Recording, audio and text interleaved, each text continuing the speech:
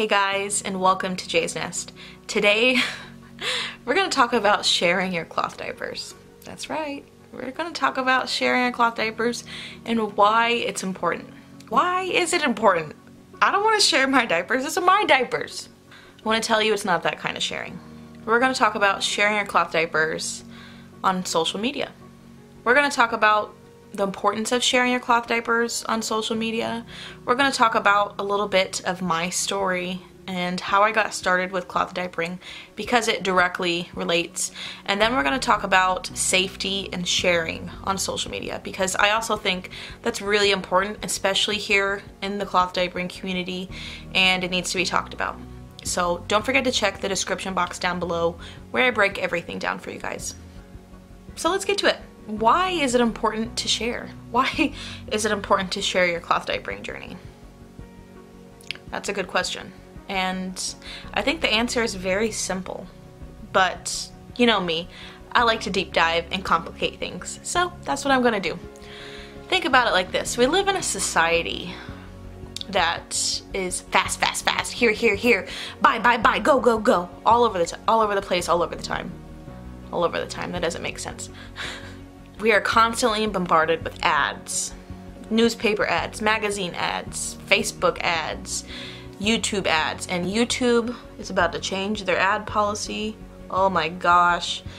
Maybe I'll make another video about that, but we're all about to be annoyed. If you watch YouTube videos, YouTube's about to annoy the piss out of you. Anyways, we're bombarded with commercials. We're bombarded with so many things in this society, and a lot of the products that we're bombarded with are disposable products. Disposable towels, paper towels, disposable cutlery, forks, knives, spoons, disposable cups.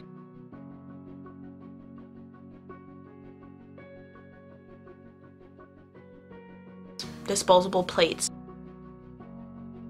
Disposable diapers, disposable everything, okay?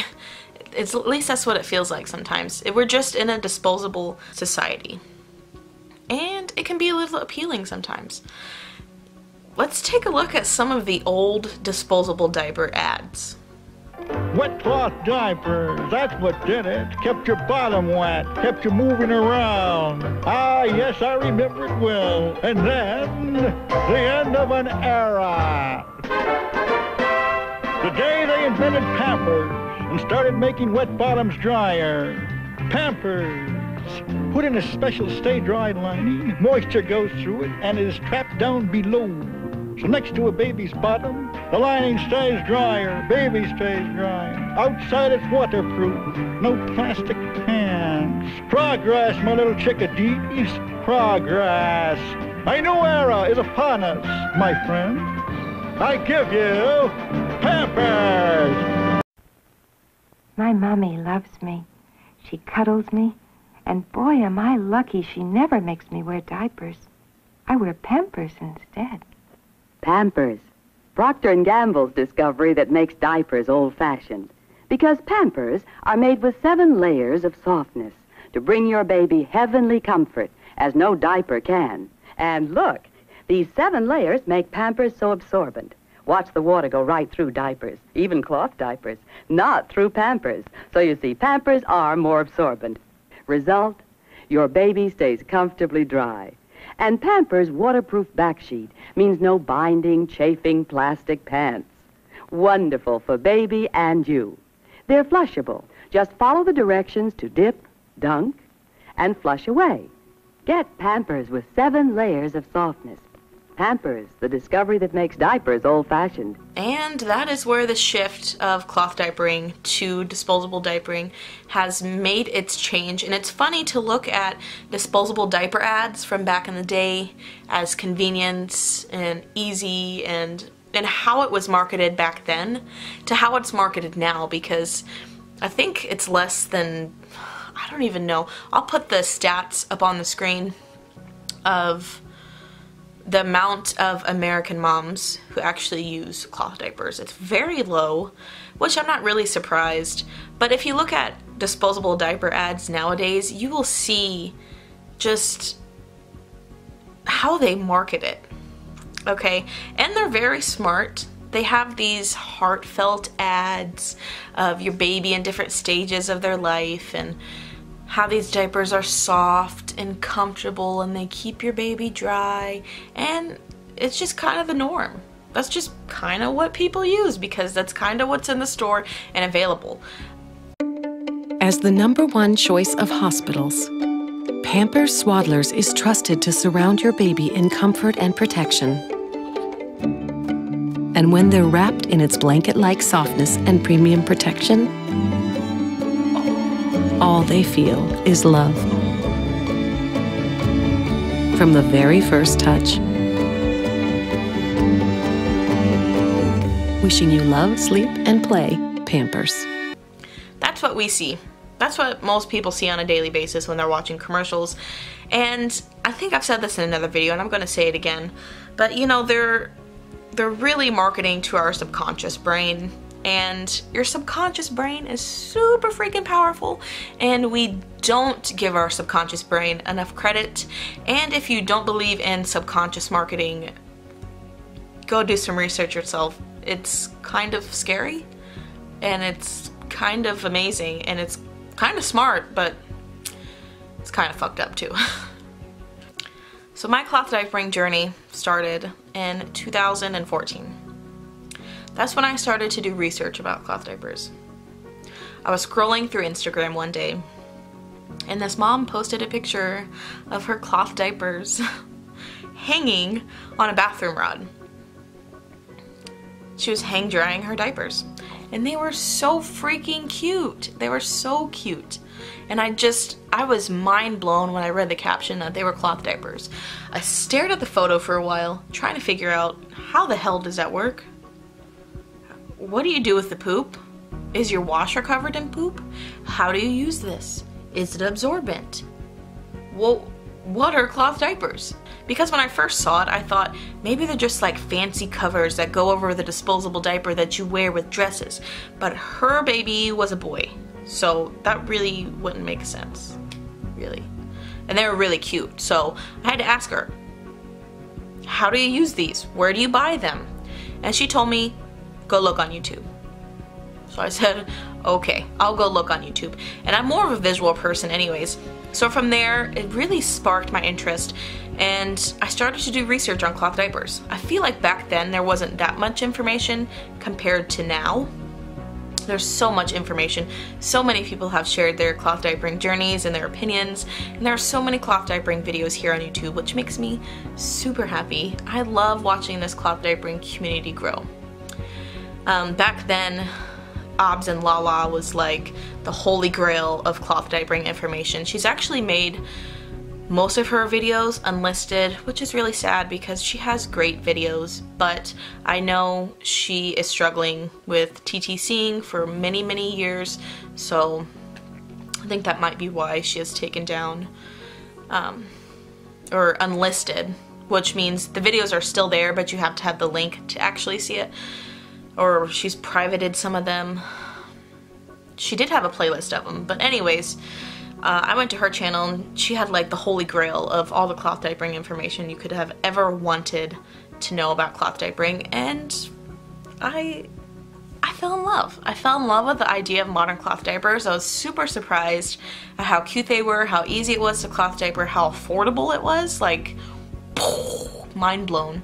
Like, save thousands of dollars? Of course, yeah, I'm a stay-at-home mom. What am I gonna do? I'm gonna clean some diapers. We do laundry every day anyways, so it didn't really matter. And from there, I just kind of fell in love. I was very set on the idea of cloth diapering. If you've watched my What I've Learned in 3 Years from Cloth Diapering video, I'll link it down below.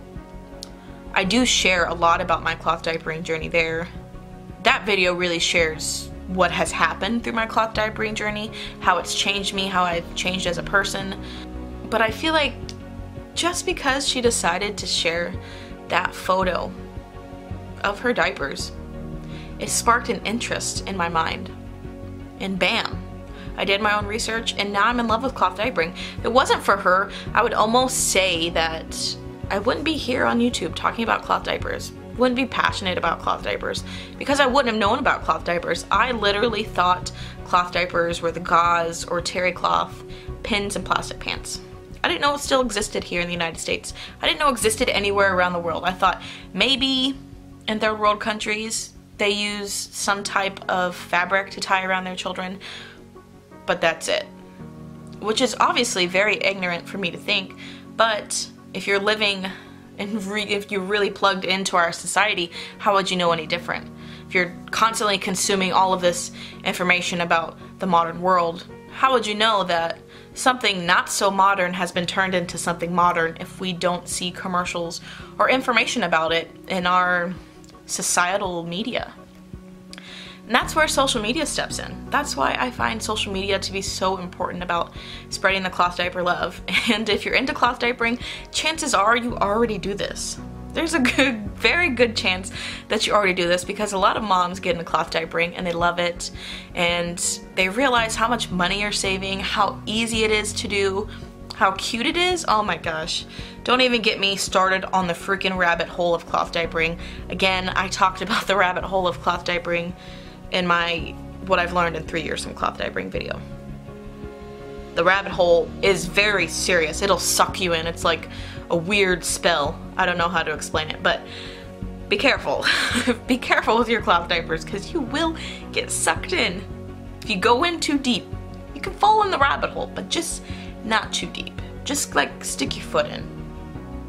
That's most comfortable. Just stick your foot in so you don't turn into Alice, falling down the rabbit hole. But this has also made me think, how has my cloth diapering journey impacted other people? Things that I share on my personal Facebook, Instagram, how does that impact other people? I know I have converted easily over 10 people in my personal life, from acquaintances to people I went to high school with to people I talked to on Instagram, converted them into cloth diapering. Some people hated it. Tried it on their toddler, hated it. That's okay.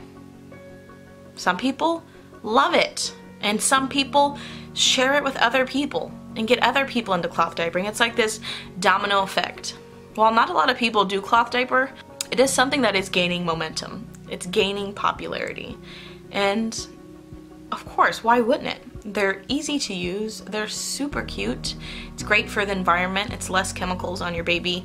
It's just a win-win situation, in my opinion. There are negative sides and dark sides to cloth diapering. I talked about that a little bit in the ugly side of cloth diapering video. I'll leave that down below as well. And that only covers some of it, but overall, I've had a really good experience with cloth diapering, and I don't think it's all as negative as it could be. If more people knew that there was an option out there and it wasn't that bad and there's not poop coating your washer, then I think more people would be open to try it. But a lot of people don't know. They don't see commercials, they don't see ads. It's just not in their normal everyday life that they get to see. It's not marketed to them, and by posting it on social media, you're able to spread this information of cloth diapering. So now let's talk about the safety of posting online. While I do find it important to share your cloth diapering journey, we should also know about the effects of sharing your cloth diapering journey as well, since we're dealing with children and we're dealing with some of the most sensitive parts of their body. This is not something I thought about in my early journey. It's not something that ever crossed my mind, because when I started my early journey, and even when I started this YouTube channel, I didn't have a very big following. So a lot of my social media has been private. I used to have a private Instagram where I just shared my life and my thoughts and stuff like that. My Facebook is completely private, just for my family and friends. But within this past year, I've realized that when you're posting on a public platform like this, anybody can see what you post. And that's almost kind of like a duh thing. But when you don't have a big following, and when a lot of your postings are private in the first place on certain social media platforms, it's not really something you think about, like, oh, my stuff is private, so I'm not going to have to worry about it. But from what I've noticed within this past year is that when you post on this public platform, anybody can see what you're posting, which can be a good thing and a bad thing. And I'm going to kind of touch on the scary parts of that because I have seen it in this cloth diapering community. I have seen it on cloth diaper channels that you love. I've seen it on my channel, and it's scary. While I haven't seen an overwhelming amount of creepy things on my channel, maybe 1 or 2 comments, I've seen it on a lot of different channels. There are people who have diaper fetishes. There are child molesters here on YouTube. That's a scary thought. If you want to have a diaper fetish, cool. Leave my child out of it. But that's not something I can protect myself from if I'm putting out information about cloth diapers or putting out information with my children in diapers. But that is something that we do need to consider while posting this type of information online. Who can see what we post? So it just makes you wonder, like, where am I going to draw the line for what I share online for my child's safety? And that's something that each parent is going to have to decide for themselves. I'm not here telling you where to draw the line, but that is something that you need to consider and think about if you're posting publicly or on public platforms such as YouTube. I know not everybody that watches my channel is a YouTuber. Very few of you are actual content creators as well. But that is something you should definitely consider. It's not something we think that happens to us, but there are creeps out there. And sometimes creeps are turned on by the weirdest things. I've just heard about some of the weirdest things. Some people are into really long hair, and they get creepy with people on YouTube who have long hair. Weird. I didn't know that was a thing. Some people like feet, like really like feet. Some people really like breastfeeding, and I've ran into somebody, Sergio, I see you out there because you're over here preying on lots of different breastfeeding women. I see you. You're not watching this video because it's not about breastfeeding, but he's always asking people to post videos of them breastfeeding. Can you show a tutorial of how to breastfeed? It's just creepy. Some people have a pregnancy fetish, where they just start talking all types of sexual things about pregnant women's bellies. It's disturbing. So there are all types of fetishes, and YouTube is not exempt from those types of predators or those types of people with those types of fetishes. So even if you don't post here on YouTube, I just want you guys to keep that in mind with the safety of posting online. It's not, like I said, it's not something I've really thought about, you know, but it's something that I do need to consider, and I do need to think about a little more wisely. Is what am I posting online? Do I feel safe posting information like this online? I know some moms consider cloth diapers to be like underwear, so they would never ever post a picture of their child in just a cloth diaper. Alright, this was a very super long video, but thank you for watching. I hope you guys choose to share your cloth diapers, whether it's your cloth diaper hanging on the line, whether it's a flat lay of your diaper, taking pictures of your fluff mail, taking stash shots, whatever it is. Keep sharing the love. Remember, there's not commercials out there about cloth diapering. We are the ones spreading awareness about cloth diapering. We are the ones pushing this movement forward, helping people understand that cloth diapers really aren't that bad. And they're pretty economical. They're easy to use. They're very affordable. There are different types of diapering banks, like Giving Diapers, Giving Hope, Rebecca Foundation, Grovia Gives, different companies like that who will actually loan people diapers for their cloth diapering journey if they don't have money to afford cloth diapering. I'll leave links to those websites down below as well, because those are very helpful. If you know someone who needs help diapering their baby, please give them information about that. 1 in every 3 families here in the United States struggles to diaper their baby. That is a lot of people who struggle to diaper their baby. And the fact that they think that they have to use disposable diapers is really disheartening, because there are other options out there. Cloth diapering isn't as hard as it seems.